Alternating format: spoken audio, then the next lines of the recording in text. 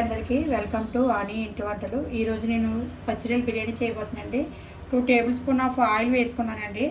అలాగే ఇందులోనే నేను వేపేటప్పుడే నెయ్యి వేసుకుంటానండి, 2 టేబుల్ స్పూన్లు.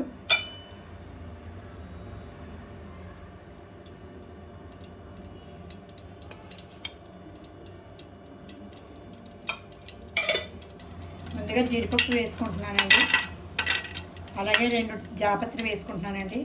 కట్ చేసి పెట్టుకున్న పచ్చిమిర్చి ఒక 6 వేసుకుంటున్నానండి. యాలకులు ఒక 6 వేసుకుంటున్నానండి. మరాఠీ ఒక 6 వేసుకుంటున్నానండి. లవంగ మొగ్గలు ఒక 10 వేసుకుంటున్నానండి. అలాగే పలావాకు ఒక 3 వేసుకుంటున్నానండి. అనాస పువ్వు ఒక 2 వేసుకుంటున్నాను చిన్నవి. దాల్చిన చెక్క చిన్న ముక్క అండి. అలాగే షాజీరా ఒక స్పూన్ కంపల్సరీ వేస్తానండి. నేను అరుగుతుందండి, మనకు బిర్యానీ బేగా అరుగుతుందండి. ఇది కస్తూరి మేతి అండి, ఇది ఆకును పౌడర్ చేసి పెట్టుకుంటానండి, అది వేసుకున్నానండి. బాగా వేగాలండి వీటికి. ఇది వేగిన తర్వాత మనం వేపి పెట్టుకున్న పచ్చిరొయ్యలు వేసుకోవాలండి. పచ్చిరొయ్యలు ఫ్రై వేసుకుంటున్నానండి.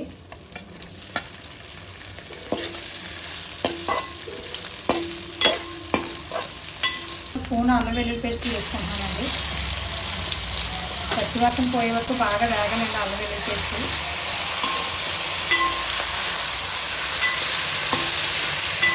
అల్లం వెల్లుల్లి పేస్ట్ బాగా వేగిందండి. ఇప్పుడు నేను ఒక కట్ట పుదీనాకు వేసుకుంటున్నానండి ఇందులోనే.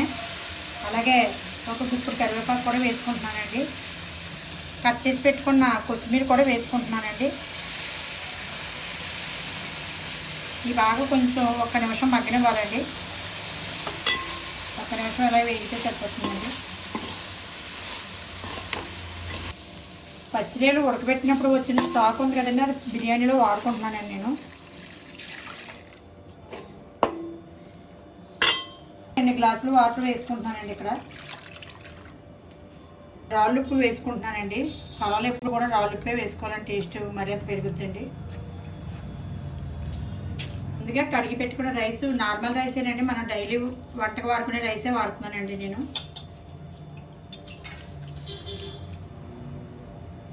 నెయ్యి వేసిన తర్వాత ఒకసారి మళ్ళీ మామూలుగా కలుపుకొని అప్పుడు మూత పెట్టుకోవాలండి. నేను స్పీడ్లోనే ఉంచానండి. తర్వాత ఉడక పట్టిన తర్వాత సిమ్లో పెట్టుకోవచ్చండి. మనం 20 మినిట్స్ తర్వాత మనకి బిర్యానీ ఇలా రెడీ అయిందండి. మనం ఒక అరగంట ఇలా గిన్నెలో ఉంచి ఆ తర్వాత మనం హాట్ బాక్స్లో తీసుకుంటే సరిపోతుందండి. వెంటనే తీసేయకూడదండి, దాని ఫ్లేవర్ బాగోదండి. బిర్యానీ ఇలా ఈజీగా చేసుకోవచ్చండి, చాలా టేస్టీగా కూడా ఉంటుందండి.